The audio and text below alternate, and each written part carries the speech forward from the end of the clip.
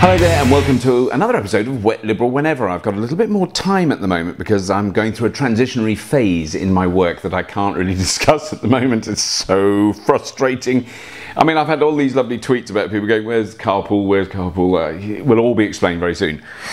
Interesting thing, I had a little problem with the old YouTubeage. It's quite weird because I love YouTube and I use it a lot and it's been an incredible place to experiment and try things out. And one of the things I did, and I didn't even think about it, didn't cross my mind for a minute, was my wife's film came out and it was released at Cannes and they released a trailer, but I didn't realise it was the unofficial trailer, so I put it on my YouTube site. A lot of people asked about it and it kind of made a lot of people aware that there was a film based on my wife's book. So they took it down, which is kind of fine. I mean, you know, it's part of the territory, isn't it? But what was upsetting, I didn't mind that at all. What was upsetting was the fact that I then got all these, so when I logged into my YouTube site, I got this kind of basically a threatening message. If you do this again, we will remove your site. We will remove all your videos. And it wasn't like I'd put on an episode of 24 or The Simpsons or something like that. You know, there was a connection with it. It was the kind of brutal hammer everything into the pulp. Don't you dare use anybody else's stuff ever. And I mean, all I ever see on YouTube is me from various television shows that I don't get any repeat fees for or paid for on YouTube. If you want to find a clip of Crichton on YouTube, you can find it in about 3 seconds. Why don't I do it right now? Let's have a little look. So we'll goozly up there and we'll go K-R-Y-T-E-N, Crichton. Message from Crichton. Well, that's mine. The Best of Crichton. What's that from? The Best of Crichton. That's not from the BBC, that's from a person called James Llewellyn. There we go, what's that then? I don't get repeat fee for this. I'm going to sue him into the ground for using my material. Now, look at that. Let's have a look at this one.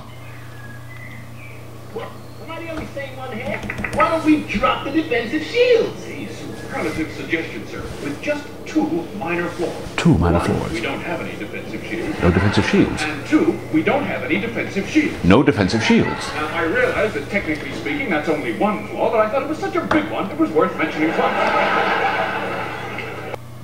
I can't believe it. I simply cannot. 66,170 views.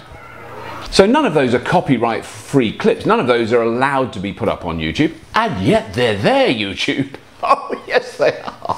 Nothing I can do about it, and I don't want to do anything about it. And if in the fullness of time, the producers of the film allow me to put a trailer up, I still will. I'm not going to go moody about it and go, no, I'm not going to put your trailer up now, so I don't care. Tempting though it is. Basically, I absolutely support the defense of the copyright of artists. I support that, so I don't download music illegally. Interestingly, I'm one of the few people who don't do it. If I want some music, I buy it. I pay for it and I buy it through legitimate channels. And I don't think music should be free unless the musician gives it away. Completely different matter. So if the musician gives it away, then it should be free, and that's their choice. That's how artists earn their living. That's how they pay the rent. And you know, the generational shift that's happened with things just being free. You can download anything on the internet. Yes, you can.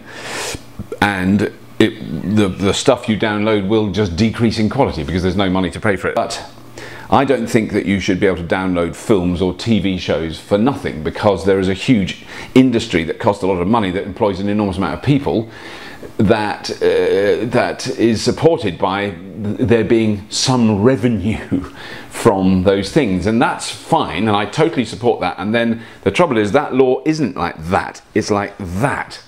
It's a great big splodge, and it covers all these other things, so that when people put a clip of Red Dwarf on YouTube, which is absolutely fine actually, they're not stealing money from anyone. They're not taking money from me. I would never ever have been in, there was never a time in the world's media history where that tiny little clip would have earned me money. The old TV industry had all those guidelines and systems in place that meant that you didn't get exploited by big companies, but no one had ever foreseen the fact that you might get exploited by an individual who lives outside Dagenham.